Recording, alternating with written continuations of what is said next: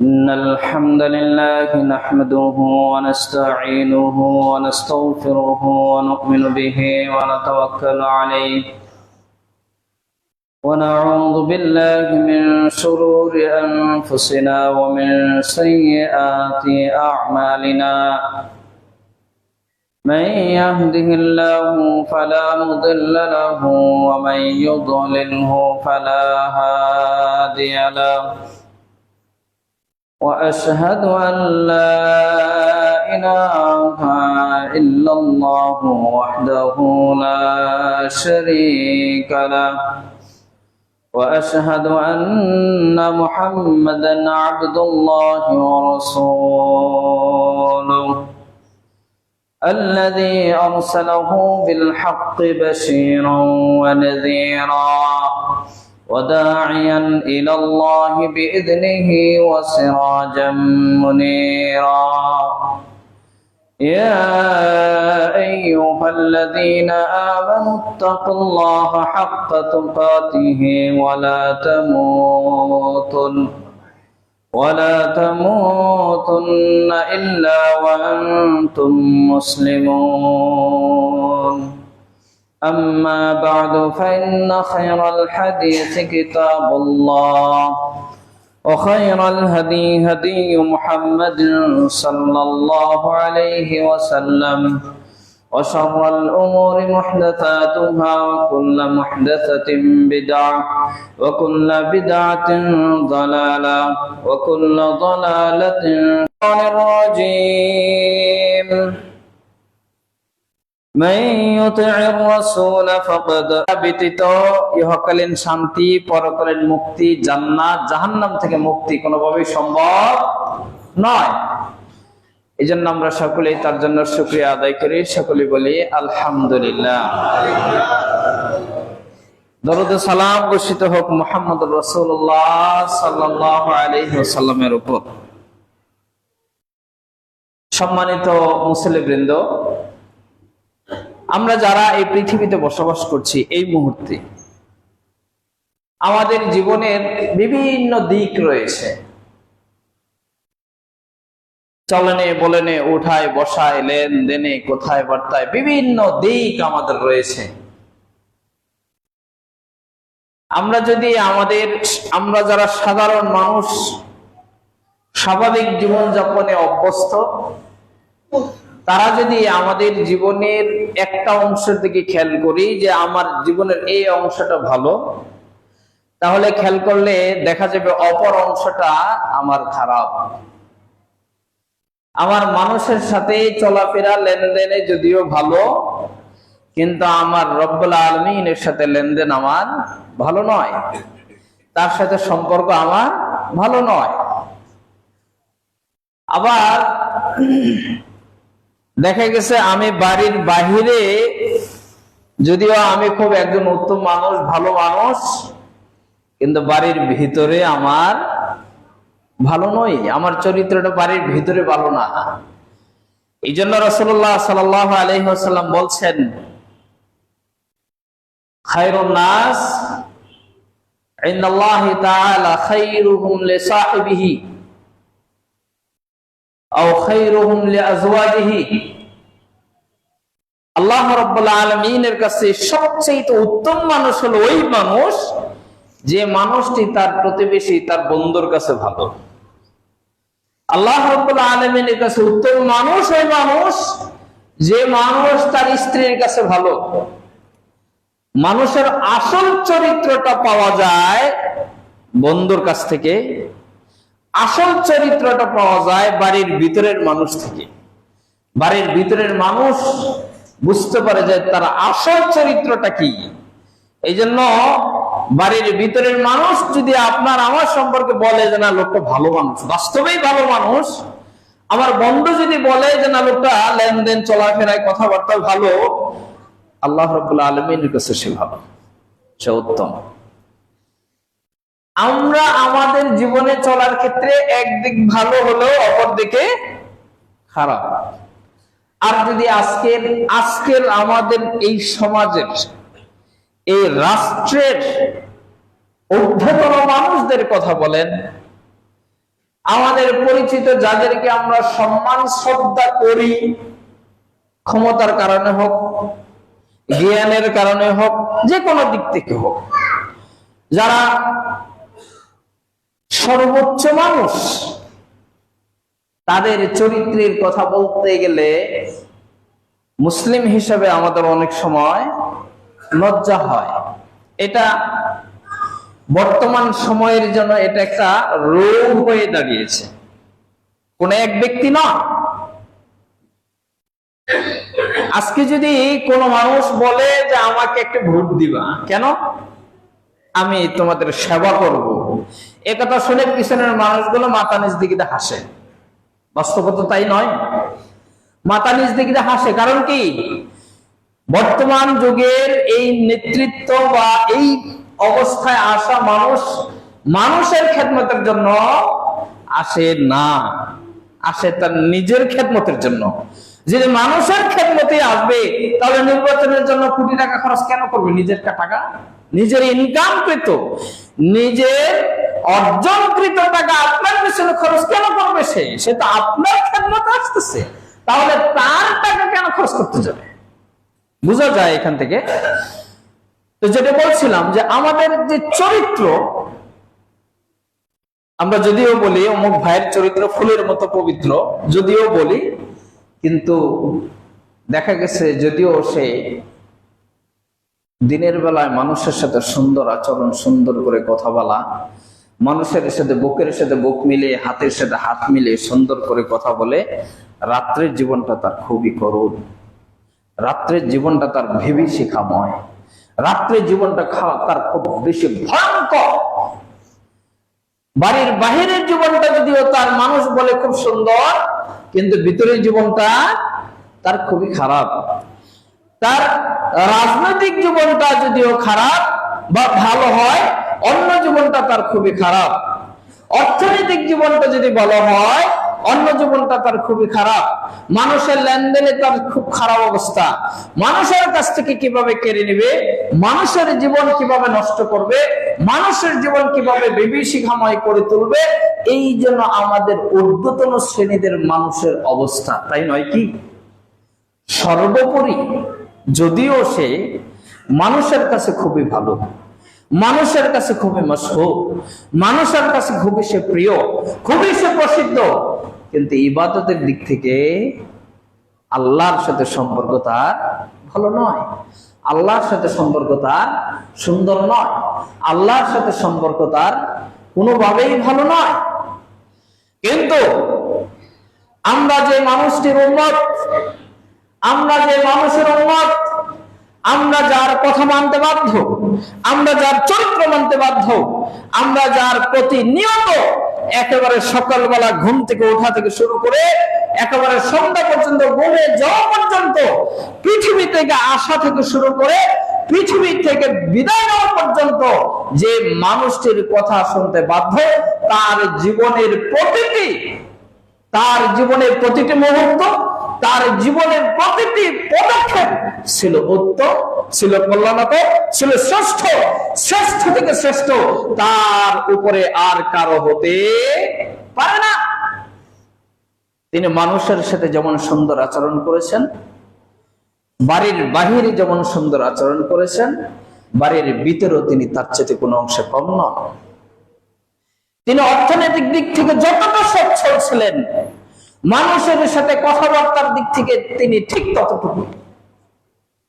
তিনি মানুষের নিজের যত সম্পদ ছিল প্রয়োজনে মানুষের জন্য তিনি বিলীন করে দিয়েছেন।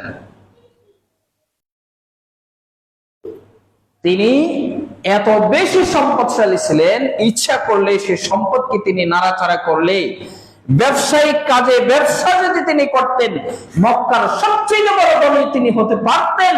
কিন্তু ওই মানুষটি সকল কিছু মানুষের কল্যাণে ব্যয় করার কারণে, ব্যয় করার মাধ্যমে তিনি ঘুমিয়েছেন চাটাইয়ের উপরে।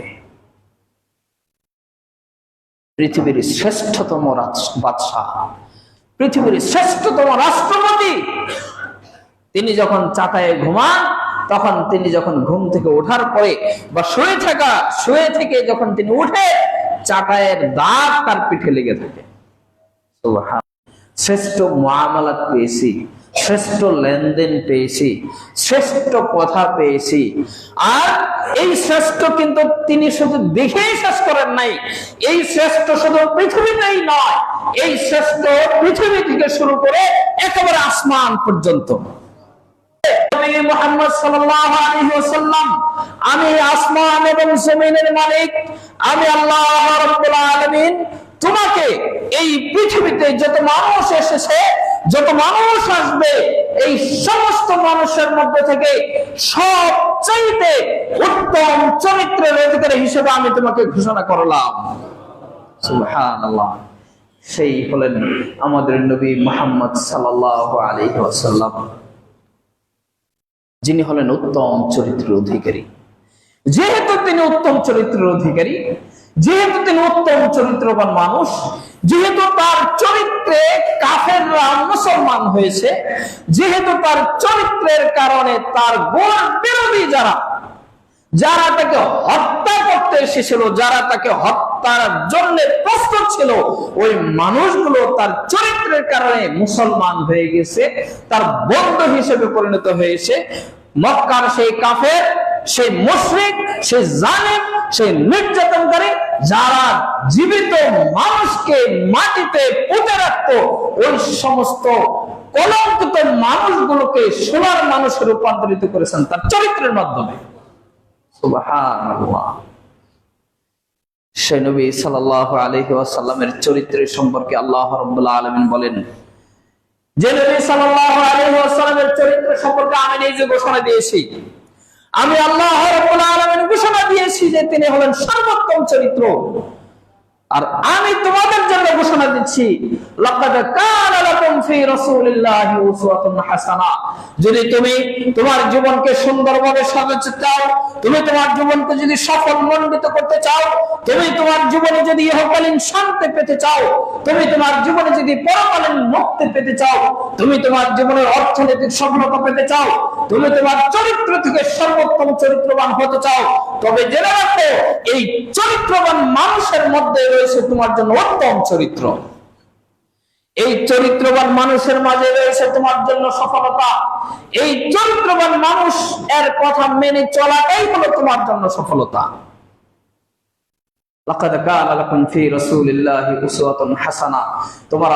তোমরা তোমাদের জীবনকে সাজাও ওই রাসূলুল্লাহ সাল্লাল্লাহু আলাইহি সাল্লামের জীবনের সাথে, তোমাদের জীবনকে রাঙাও তার জীবনের সাথে, তার জীবনের রঙে রঙিত হও। সুবহানাল্লাহ।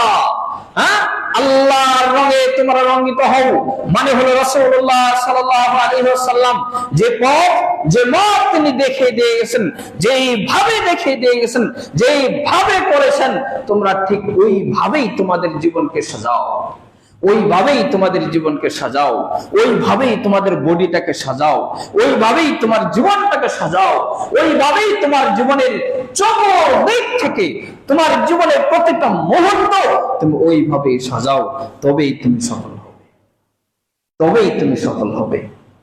এরপর রাসূলুল্লাহ সাল্লাল্লাহু আলাইহি ওয়াসাল্লাম, আল্লাহ রাব্বুল আলামিন বলেন, মা আতাকুমুর রাসূলু ফাখুযুহু ওয়া মা নাহাকুম আনহু ফান্তাহু।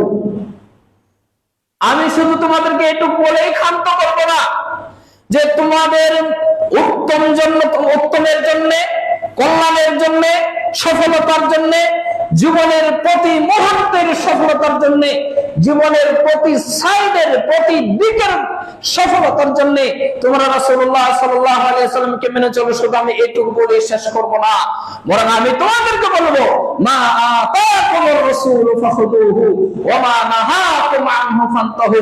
তোমাদের রাসূল তোমাদেরকে যা বলে, তোমাদের রাসূল তোমাদেরকে যা এনে দেন, তোমাদের রাসূল তোমাদেরকে যা আদেশ করেন, তোমাদের রাসূল তোমাদেরকে যা এনে দিয়েছেন, তোমরা শুধু ওইটুকুই মেনে চলো। ওয়া মা নাহাকুম আনহু ফান্তাহু।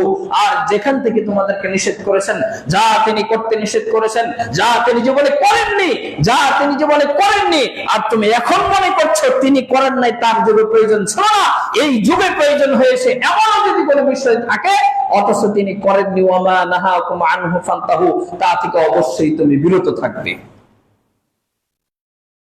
আমাদের কথা আছে না যে ওই যুগে এটা প্রয়োজন হয় নাই, এই জন্য করেন নাই, আমার এই সময় প্রয়োজন হয়েছে করেছি। ইসলাম এমন অপরিপূর্ণ নয়। আল্লাহ রাব্বুল আলামিন বলেছেন, আল ইয়াউমা আকমালতু লাকুম দীনাকুম ওয়া আতমামতু আলাইকুম নি'মাতি ওয়া রাদিতু লাকুমুল ইসলাম দীনা। আল ইয়াউমা আকমালতু লাকুম দীনাকুম, তোমাদের জন্য তোমাদের ধর্মকে আমি পরিপূর্ণ করে দিলাম। এরপরে আর কোন নবী আসবে না, এরপরে আর কোন কোরআন আসবে না, এরপরে আর কোন দ্বীন আসবে না, এরপরে আর কোন হুকুম আসবে না, এরপরে আর কোন নিয়ম নীতি কোনো কিছুই আসবে না, এরপরে আর কোন আদেশও আসবে না, এরপরে আর কোন নিষেধ আসবে না। এই অবস্থায় চলে যাবে কিয়ামত অবধি। এই অবস্থায় কিয়ামত প্রতিষ্ঠিত হবে। এই কিয়ামত অবধি এই কোরআন, এই দ্বীন, এই নিয়ম, এই নীতি, এই হুকুম, এই আহকাম দ্বারাই তোমাদের পরিচালিত হতে হবে। এখানে কম করার কোনো সুযোগ নাই, এখানে বেশি করার কোনো সুযোগ নেই। মা আতাকুমুর রাসূলু ফাখুযুহু, তোমাদের জন্য তিনি যা কল্যাণকর মনে করেছেন, আল্লাহ রাব্বুল আলামিনের পক্ষ থেকে যা তিনি ওহী প্রাপ্ত হয়েছেন, আল্লাহ রাব্বুল আলামিনের পক্ষ থেকে যা তিনি পেয়েছেন, তিনি তোমাদেরকে দিয়েছেন। অতএব তোমরা ওইটুকুই মেনে চলো। আর যা থেকে তোমাদেরকে নিষেধ করে, যা থেকে তিনি নিষেধ করেছেন, যা তিনি করেননি, যা তিনি করতে বলেননি, তা থেকে তোমরা বিরত থাকো। সম্মানিত উপস্থিতি, আমরা এই যে আমাদের জীবনটা পরিচালনা করব, আমাদের এই জীবনে প্রতিটা মুহূর্ত ইসলামের বাহিরে যাওয়ার কোন সুযোগ আছে? যদি ইসলামের বাহিরে যাওয়ার কোন সুযোগ না থাকে, তাহলে নিশ্চয়ই আমাদের জীবনের প্রতিটা মুহূর্ত কিভাবে কাটবে তার বিস্তারিত বর্ণনা কোরআন ও হাদিসে আল্লাহ রাব্বুল আলামিন এবং তার রাসূলুল্লাহ সাল্লাল্লাহু আলাইহি ওয়াসাল্লাম বলে গিয়েছেন। এমন কোন মুহূর্ত আমাদের জীবনে যাবে না যে মুহূর্ত আমার উপর কোরআন এবং হাদিসের হুকুম আহকাম খাটবে না, চলবে না। এমন কোন মুহূর্ত যাবে? চলবে। আপনি যদি টয়লেটে যান, ওই জায়গাতেও কি কোরআন হাদিস আছে না? আপনি দোয়া পড়বেন, আপনি বাম পাটা আগে দিবেন, এরপরে যখন বের হবেন, এমনকি শুধু তাই না, সেখানে বসে আপনার কিছু নির্দেশনা রয়েছে যে টয়লেটে বসে থেকে আল্লাহর নাম নেওয়া যাবে। এই যে দেখেন, টয়লেটে বসে থাকবেন, ওই সময়ও আপনার উপর কোরআন এবং হাদিসের নির্দেশনা রয়েছে। এখন টয়লেটে থাকা অবস্থায় যদি আপনার উপর নির্দেশনা থাকে, তাহলে বাকি জীবনে বুঝি নাই নাকি বলেন? তার মানে হলো আপনার এবং আমার জীবনের প্রতিটা মুহূর্ত, একেবারে জীবনের শুরু থেকে একেবারে আমার যেদিন কবর হবে সেই দিন পর্যন্ত প্রতিটা মুহূর্ত আমার এবং আপনার জন্য রাসূলুল্লাহ সাল্লাল্লাহু আলাইহি ওয়াসাল্লামের আনিত বিধান, আনিত হুকুম, আহকাম, নিয়ম নীতি আমার এবং আপনার উপর অবধারিত। যদি একটু কমে, যদি একটু বাড়ে, তাহলে কি রেজাল্ট? যদি একটু কমে, যদি একটু বাড়ে, তাহলে কয়েকটা রেজাল্ট। প্রথমত হলো, হয়তোবা আমি এটা বোঝাতে চাচ্ছি আমার জীবনের এই মুহূর্তের জন্য আমি কোরআন এবং হাদিসের বাহিরে যে কাজটুকু করছি, এইটুকু সম্পর্কে আল্লাহ এবং তার রাসূল সাল্লাল্লাহু আলাইহি ওয়াসাল্লাম জানতেন না। আল্লাহ রাব্বুল আলামিন এখনো জানেন না আমার এই জিনিসের প্রয়োজন, যার কারণে কোরআন হাদিসে এটা নাই, আমি করতেছি। এটা কি সঠিক? নাউযুবিল্লাহ মিন যালিক, এটা সঠিক নয়। যদি তাই না হয়, আর যদি আমি মেনেই নেই যে অবশ্যই আমার জীবনের প্রতি মুহূর্তে আল্লাহ রাব্বুল আলামিন এবং তার রাসূলুল্লাহ সাল্লাল্লাহু আলাইহি ওয়াসাল্লাম আমাকে বলে দিয়ে গেছেন, শিখিয়ে দিয়ে গেছেন, তাহলে আমি এখানে সীমা লঙ্ঘন করছি। কি করছি? সীমা লঙ্ঘন করছি। আমার উপরে এটা ঠিক না। কোরআন এবং হাদিস আমাকে এটির রাইট দেয়নি, অধিকার দেয়নি। এরপরও যখন আমি এটি করতে যাব, তখন আমি কি করব? কোরআন এবং হাদিসের সীমা লঙ্ঘন করব। আর যখন কোরআন এবং হাদিসের সীমা লঙ্ঘন করব, তখন কি হবে? জীবনে সফলতা আসবে তো নাকি? কখনোই সফলতা সম্ভব নয়। সম্মানিত মুসলিমবৃন্দ, যে রাসূলুল্লাহ সাল্লাল্লাহু আলাইহি ওয়াসাল্লাম পৃথিবীতে সবচেয়ে সুন্দর চরিত্রের অধিকারী, উত্তম চরিত্রের অধিকারী, যে রাসূলুল্লাহ সাল্লাল্লাহু আলাইহি ওয়াসাল্লামের জীবন আদর্শই হলো আমাদের জীবন আদর্শ। যে রাসূলুল্লাহ সাল্লাল্লাহু আলাইহি ওয়াসাল্লাম যা এনেছেন তাই যদি মেনে চলতে হয়, তা থেকেই যদি আমাকে বিরত থাকতে হয়, যা নিষেধ করেছেন তা থেকে যদি আমাকে বিরত থাকতে হয়, আর যা এনেছেন, যা আদেশ করেছেন তা যদি আমাকে মেনে চলতে হয়, তাহলে আজকে আমাদের সমাজে যা কিছু চলছে, আজকে আমাদের সমাজে যা কিছু চলবে, আমাকে খতিয়ে দেখতে হবে রাসূলুল্লাহ সাল্লাল্লাহু আলাইহি ওয়াসাল্লাম তা করেছিলেন কিনা। রাসূলুল্লাহ সাল্লাল্লাহু আলাইহি ওয়াসাল্লাম তা করেছিলেন কিনা। আমাদের সমাজে আমি এই যে ঢাকা যাত্রাবাড়ি থেকে আপনাদের এই পর্যন্ত আসতে আসতে, এই বিশেষ করে যখন বন্দর অর্থাৎ নদী পার হয়েছি, এরপরে অনেকগুলো পোস্টার, এরপরে অনেকগুলো ব্যানার দেখে দেখে দেখে দেখে পড়ে পড়ে আমি আসলাম। আমি খেয়াল করার চেষ্টা করলাম সমাজটা কোন দিকে যাচ্ছে। মানুষ দুই ভাবে আল্লাহ রাব্বুল আলামিন এবং তার রাসূলুল্লাহ সাল্লাল্লাহু আলাইহি ওয়াসাল্লাম বিরুদ্ধাচরণ করে। এক, আল্লাহ এবং তার রাসূলুল্লাহ সাল্লাল্লাহু আলাইহি ওয়াসাল্লাম যা বলেছেন সরাসরি তার বিরোধিতা কাজ করবে, সরাসরি তার বিরোধী কাজ করবে। দুই, আল্লাহ এবং তার রাসূলুল্লাহ সাল্লাল্লাহু আলাইহি ওয়াসাল্লামকে ভালোবাসার চেষ্টা করতে যে তারা বিরোধিতা করবে, বাড়াবাড়ি করবে। তারা চেষ্টা করবে বা তারা মনে করবে যে আমি আল্লাহ রাব্বুল আলামিনের সন্তুষ্টির জন্য এবং তার রাসূলুল্লাহ সাল্লাল্লাহু আলাইহি ওয়াসাল্লামের ভালোবাসা পাওয়ার জন্য, এবং তার কথা মানার জন্য আমি এই কাজটা করছি। এই দুই ভাবে মানুষ সাধারণত কোরআন এবং হাদিসের বিরোধিতা করে থাকে। আর এই দুটার মাঝে সবচাইতে ভয়ঙ্কর হলো দ্বিতীয়, যেটি মনে করে আমি আল্লাহ রাব্বুল আলামিনের সন্তুষ্টির জন্যই তো করছি, আমি রাসূলুল্লাহ সাল্লাল্লাহু আলাইহি ওয়াসাল্লামের ভালোবাসা পাওয়ার জন্যই তো করছি, তাহলে আমি সমস্যা কোথায়? এটি হলো সবচেয়ে ভয়ঙ্কর, কারণ তার এই জায়গা থেকে ফেরত আসার সুযোগ খুব কম হয়। আজকে আমাদের সমাজে রবিউল আউয়াল নিয়ে যা ঘটছে, এই যে আসার সময় যা দেখতে পেলাম, কোথাও লেখা আছে জশ্নে জুলুস, মিলাদুন নবী সাল্লাল্লাহু আলাইহি ওয়াসাল্লাম। আরেক জায়গায় যা দেখলাম তা রীতিমতো আমি আশ্চর্য হয়ে গেলাম, নূরে মদিনার আগমন শুভেচ্ছার শব্দটা কি বলেন তো? একই সাথে কয়টা জিনিস কাজ করেছে? এক, নূরে মদিনা, কি মানে নূরে, নূরে মদিনা না, নূরে নবী, নূরে নবীর আগমন, শুভেচ্ছা, স্বাগতম। তাহলে এখানে আল্লাহ নবী সাল্লাল্লাহু আলাইহি ওয়াসাল্লাম কিসের তৈরি? প্রমাণ থাকতে হবে, থাকতে হবে কিনা? প্রমাণ ছাড়া কথা বলা গ্রহণযোগ্য হবে। এরপরে হলো নূরে নবীর আগমন, মানে কি আল্লাহ রাসূল সাল্লাল্লাহু আলাইহি ওয়াসাল্লাম নিশ্চিত আসছেন। এই জন্য একজন এত বড় লিডার, এত বড় মানুষ, আমার ভালোবাসার পাত্র, আমার প্রিয় পাত্র আসবেন, আর আমি যদি একটু শুভেচ্ছা না জানাই, স্বাগতম না জানাই, তাহলে বেয়াদবি হয়। আপনি কি বুঝাতে চাচ্ছেন? সম্মানিত মুসলিমবৃন্দ, মিলাদুন নবী বা এই 12ই রবিউল আউয়াল নিয়ে যদি কথা বলতে হয়, আমি যদি কোরআন এবং হাদিসকে কিছুক্ষণের জন্য এক সাইডে রাখি, যে দিবস পালন করা জায়েজ, আমি মেনেই নিলাম দিবস পালন করা জায়েজ। রাসূলুল্লাহ সাল্লাল্লাহু আলাইহি ওয়াসাল্লামের জন্ম দিবস নিয়ে 3 থেকে 4টি মতামত রয়েছে। কেউ বলেছেন 12ই রবিউল আউয়াল, কেউ বলেছেন 17ই রবিউল আউয়াল, কেউ বলেছেন 22 রবিউল আউয়ালে তিনি জন্মগ্রহণ করেছেন। তবে একটি বিষয়ে কোনো মতামত নেই, একেবারে বিনা মতামতে এবং সকলেই একমত যে রাসূলুল্লাহ সাল্লাল্লাহু আলাইহি ওয়াসাল্লাম 12ই রবিউল আউয়ালে তিনি মৃত্যুবরণ করেছেন। এটি 100% একমত, এই ব্যাপারে কারো কোনো দ্বিমত নাই। তাহলে যদি দিবস পালন করতেই হয়, তাহলে কি দিবস পালন করতে হবে? মৃত্যু দিবস। এখন আপনি যদি মৃত্যু দিবসকে ঈদের দিন বানান, তাহলে আপনি মুসলিম কিনা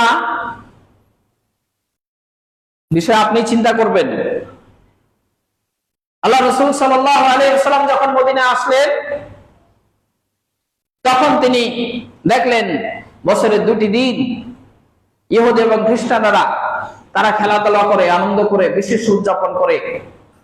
তখন আল্লাহ রাসূল সাল্লাল্লাহু আলাইহি ওয়াসাল্লাম বলেন, কাদ আবদালাকুমুল্লাহু বিহিমা, আল্লাহ রাব্বুল আলামিন তোমাদের জন্য এই দুটি দিনের পরিবর্তে আনন্দ উল্লাস করার জন্য বাকি দুইটা দিন পরিবর্তন করে দিয়েছেন। আর তা হলো ঈদুল ফিতর, ঈদুল আযহা।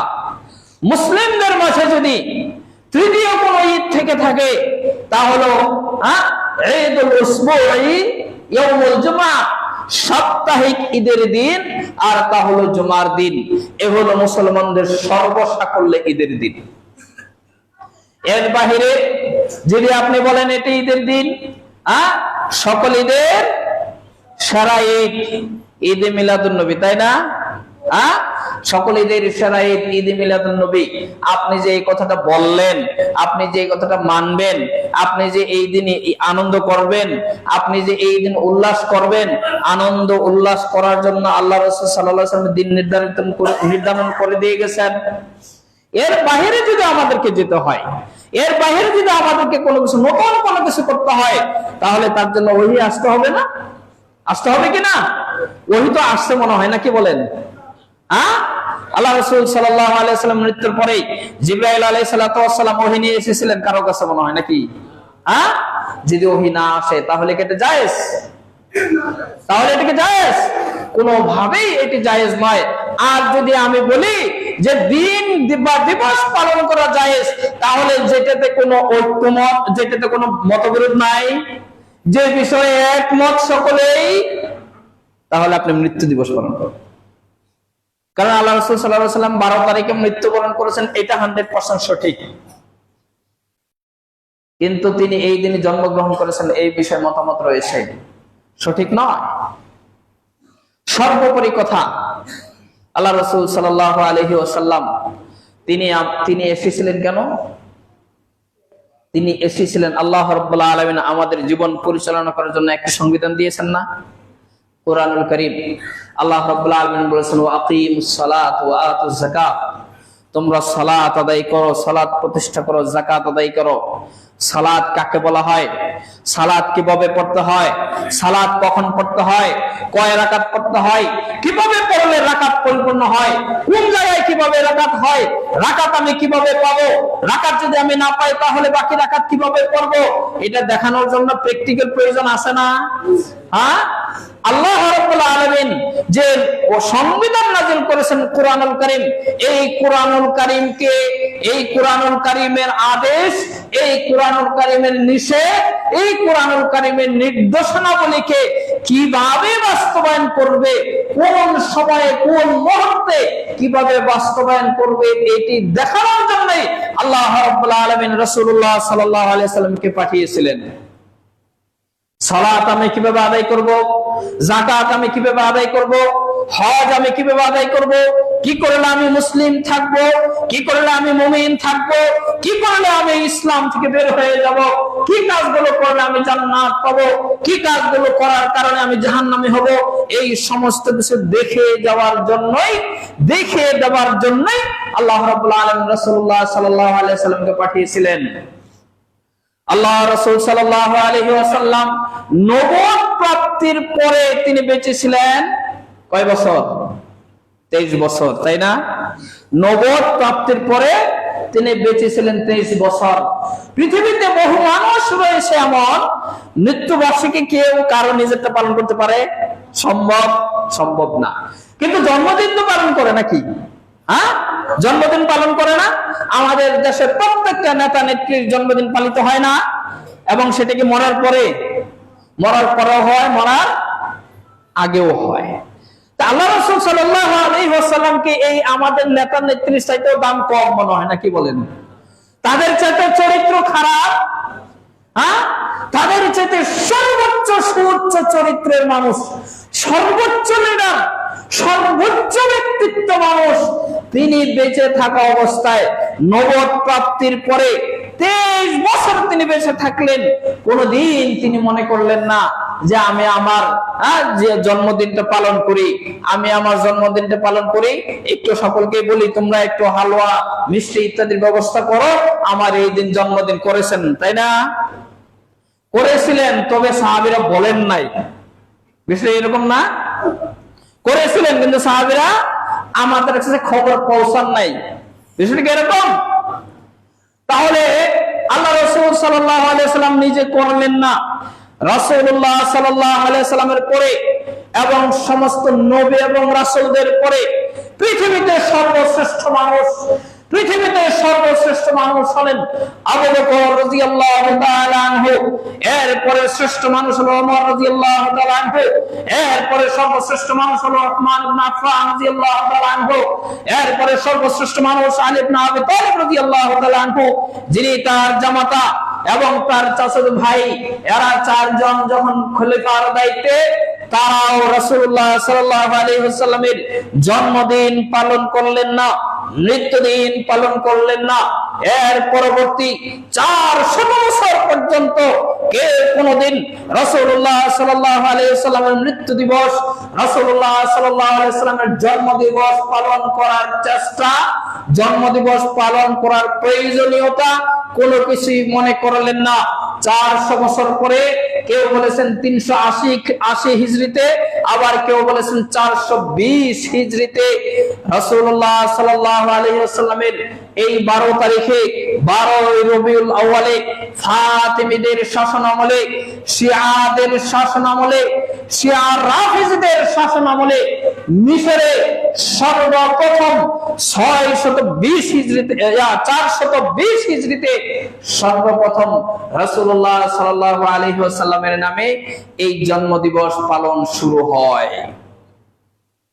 তাহলে আল্লাহ রাসূল সাল্লাল্লাহু আলাইহি ওয়াসাল্লামের মৃত্যুর কয়শো বছর পর? 400 বছর পরে। রাসূলুল্লাহ সাল্লাল্লাহু আলাইহি ওয়াসাল্লাম মৃত্যুর 400 বছর পরে নিশ্চয়ই তাহলে ওহী নাযিল করা হয়েছিল, এবং এই দিবসটি পালন শুরু হয় হলো শিয়া রাফিজিদের হাত থেকে। শিয়া রাফিজি মুসলমানদের মধ্যে কেউ কেউ বলেছেন, কোন কোন মুহাদ্দিস, কোন কোন মুফাসসিরগণ বলেছেন, শিয়া রাফিজি হলো মুসলমানদের জন্য ইহুদি এবং খ্রিস্টানদের চাইতে বড় শত্রু।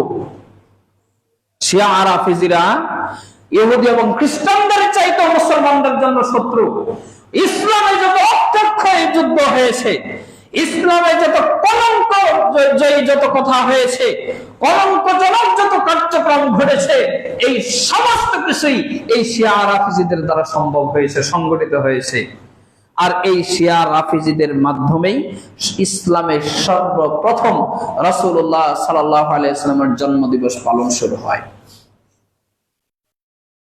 এখন আপনি যদি বলেন আমি রাসূলুল্লাহ সাল্লাল্লাহু আলাইহি ওয়াসাল্লামকে ভালোবাসি, হ্যাঁ, আপনার জন্য একটা কার্যক্রম আছে যেটা আল্লাহ রাসূল সাল্লাল্লাহু আলাইহি ওয়াসাল্লাম নিজে করতেন, আর তা হলো আল্লাহ রাসূল সাল্লাল্লাহু আলাইহি ওয়াসাল্লাম প্রতি সোমবার দিন সিয়াম পালন করতেন। তাকে জিজ্ঞাসা করা হলো, আপনি সিয়াম কেন পালন করেন? তখন তিনি বললেন যে এই দিনে আমি পৃথিবীতে এসে, তারিখ জানা নাই, কোন তারিখ জানা নাই। আপনি যদি সত্যিকার অর্থেই আল্লাহ রাসূল সাল্লাল্লাহু আলাইহি ওয়াসাল্লামকে ভালোবাসতে চান, সত্যিকার অর্থে যদি আল্লাহ রাসূল সাল্লাল্লাহু আলাইহি ওয়াসাল্লাম ভালোবাসা পেতে চান, তাহলে আপনি সর্বোচ্চ পালন করবেন, নফল সিয়াম পালন করবেন, সাপ্তাহিক সিয়াম পালন করবেন। এই দিনে আল্লাহ রাসূল সাল্লাল্লাহু আলাইহি ওয়াসাল্লাম পৃথিবীতে এসেছিলেন। এই দিনে আবার আমার এবং আপনার আমলনামা আল্লাহ রাব্বুল আলামিনের কাছে উপস্থাপন করা হয়। এই জন্য আপনার আমার আমলনামা যেন সিয়াম অবস্থায় আল্লাহ রাব্বুল আলামিনের কাছে উপস্থাপিত হয়, এই জন্য কি করতে হবে? সিয়াম পালন করা যেতে পারে। এর ব্যতীত আমাদের সমাজে মনে রাখতে হবে, ইসলামে যত যা কিছু অতিরিক্ত হয়েছে, এবং এখানে গুরুত্বপূর্ণ একটি কথা বলে রাখি, আজকে ইসলামের বিরুদ্ধে যারা ইসলামের নাম নিয়ে ইসলামের ভিতরে থেকে ইসলামের বিরুদ্ধে কথা বলেন, এবং ইসলামের বাইরে থেকেও যারা ইসলামের বিরুদ্ধে কথা বলার চেষ্টা করেন, তারা শুধুমাত্র কথা বলার চেষ্টা করেছে বা তারা কথা বলার সুযোগ পেয়েছে এই সমস্ত নব আবিষ্কৃত আমলের কারণে, এই সমস্ত বিদআতের কারণে, মিলাদুন নবীর কারণে, মিলাদের কারণে, কিয়ামের কারণে।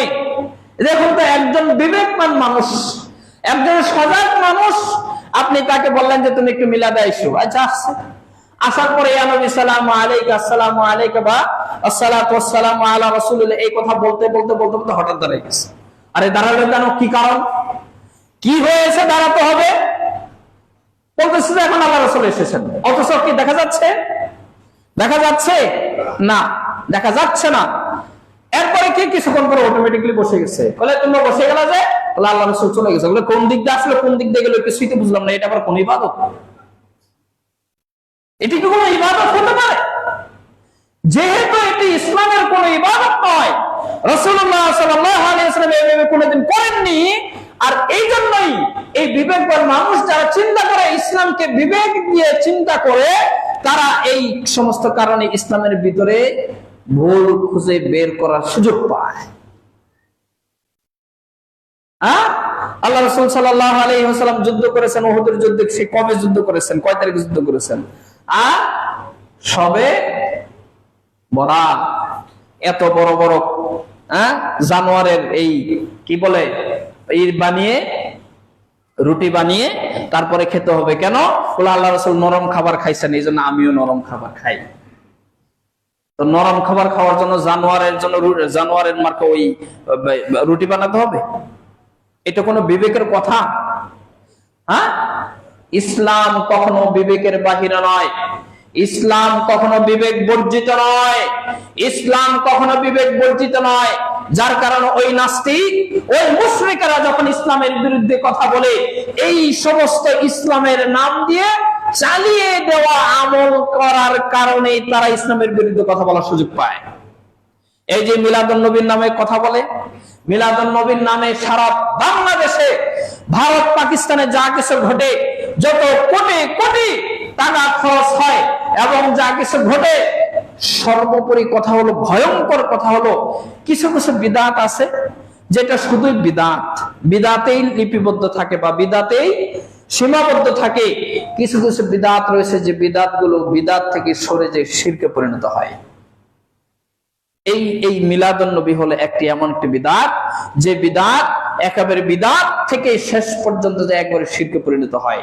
কারণ তারা আল্লাহ রাসূল সাল্লাল্লাহু আলাইহি ওয়াসাল্লামকে বাড়াতে বাড়াতে, তার শান সম্মান বাড়াতে বাড়াতে বাড়াতে এমন সময় বলে, খুদা তো খুদা নেহি, খুদা কি খুদা তো খুদা নেহি, মোহাম্মদ সে জুদা নেহি। এরকম একটা কথা আছে যে আল্লাহ রাসূল সাল্লাল্লাহু আলাইহি ওয়াসাল্লাম আল্লাহ রাব্বুল আলামিন থেকে আলাদা কোনো কিছু না। কি বলবেন? সুবহানাল্লাহ। আল্লাহ রাব্বুল আলামিন আর রাসূলুল্লাহ সাল্লাল্লাহু আলাইহি ওয়াসাল্লাম কি জিনিস? আল্লাহ খালেক, আল্লাহ কি, আর রাসূলুল্লাহ সাল্লাল্লাহু আলাইহি ওয়াসাল্লাম মাখলুক। আল্লাহ রাব্বুল আলামিন সৃষ্টিকর্তা আর রাসূলুল্লাহ সাল্লাল্লাহু আলাইহি ওয়াসাল্লাম সৃষ্ট জীব। তাহলে কি দুইজনকে এক হবে? আল্লাহ রাসূল সাল্লাল্লাহু আলাইহি ওয়াসাল্লাম এসেছিলেন কার আদেশে? আল্লাহ রাব্বুল আলামিনের আদেশে। আল্লাহ রাসূল সাল্লাল্লাহু আলাইহি ওয়াসাল্লাম এই পৃথিবীতে আগমন করে কার আদেশ পালন করেছেন? কার আদেশ পৌঁছে দিয়েছেন? কার ইবাদত করেছেন? তাহলে আল্লাহ রাব্বুল আলামিন সূরা কুরাইশে কি বললেন? ফালইয়াবুদু রাব্ব হাযাল বাইত। কি বললেন? ফালইয়াবুদু রাব্ব হাযাল বাইত। তারা যেন এই ঘরের যে রব রয়েছে সে রবের ইবাদত করে। আল্লাহ রাব্বুল আলামিন এটা বললেন না ফালইয়াবুদু হাযাল বাইত, তারা যেন এই ঘরের ইবাদত করে, এটা বলছেন না। তারা বলছেন ফালইয়াবুদু রাব্ব হাযাল বাইত, এই ঘরের যে মালিক, এই ঘরের যে রব, এই রবের ইবাদত যেন তারা করে, তারা যেন এই ঘরের ইবাদত না করে।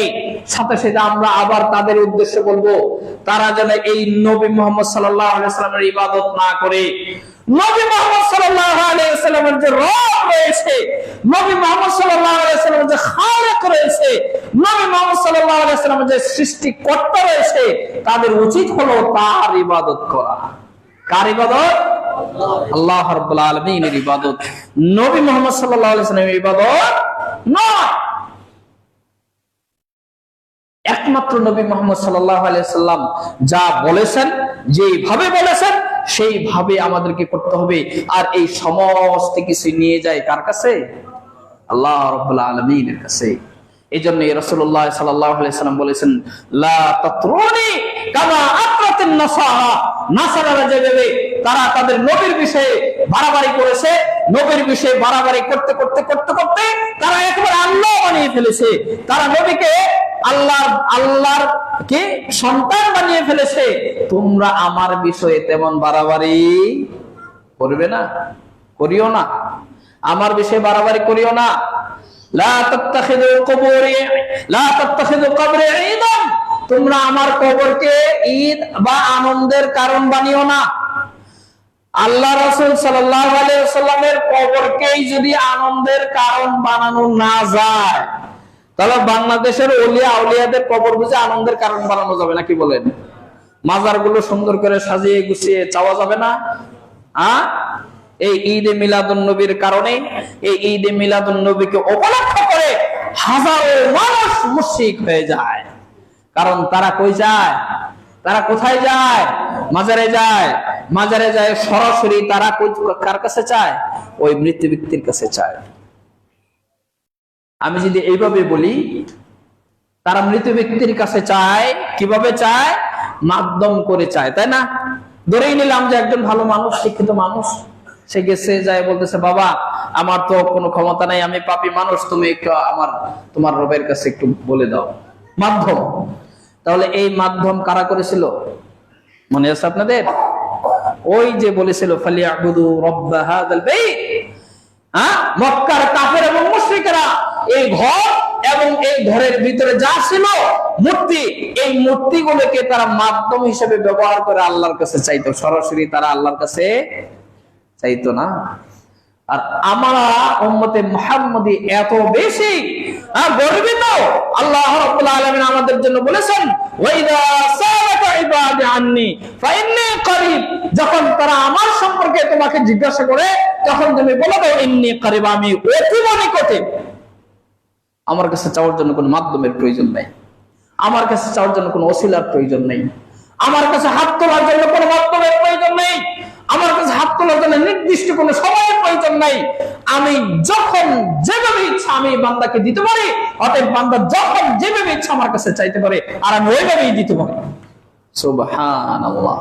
এই জন্য মুসলমানদের কোনো মাধ্যম লাগে না, মুসলমানদের কোনো ওলিয়া উলিয়া লাগে না, মুসলমানদের কোনো ওলিয়া উলিয়া লাগে না। মুসলমান, প্রতিটা মুসলমান যদি সে সত্যিকার অর্থে ইসলামকে ভালোবাসে, ইসলামকে মেনে চলে, তাহলে প্রতিটা মুসলমানই ওলিয়া উলিয়া। ওলি মানে কি? আল্লাহর বন্ধু। তা আমি কি আল্লাহর শত্রু নাকি? প্রতিটা মানুষ যদি আল্লাহকে ভালোবাসে, আল্লাহর হুকুম মেনে চলে, রাসূলুল্লাহ সাল্লাল্লাহু আলাইহি ওয়াসাল্লাম হুকুম যদি মেনে চলে, তাওহীদকে যদি মেনে চলে, সুন্নাহকে যদি মেনে চলে, প্রতিটা মানুষই আল্লাহর ওলি, আল্লাহর বন্ধু, আল্লাহর বান্দা। আল্লাহ রাব্বুল আলামিন আমাদেরকে তৌফিক দান করুন। আল্লাহ রাব্বুল আলামিন আমাদেরকে সঠিক বুঝার তৌফিক দান করুন। আমাদেরকে সঠিক বুঝে বিদআত এবং শিরক থেকে বিরত থেকে সুন্নাহ এবং তাওহীদ ভিত্তিক জীবন গড়ার তৌফিক দান করুন। ওয়া আখিরু দাওয়ানা আলহামদুলিল্লাহি রাব্বিল আলামিন।